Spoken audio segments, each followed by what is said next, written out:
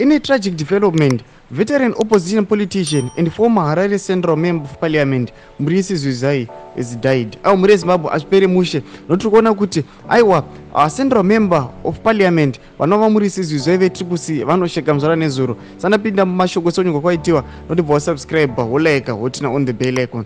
Noti panenge pachinzi at the time of his death Zwizai was one of the 5 candidates nominated to fill vacancies in the Zimbabwean Senate. These vacancies arose after the recall of the 5 Citizen Coalition for Change CCC senators by YaTshabangu, who claims to be the interim Secretary General of the party. While details surrounding his death remain scarce, the said news was confirmed by the renowned journalist Opo Chingono, taking his to his verified Twitter account, Chingono shared.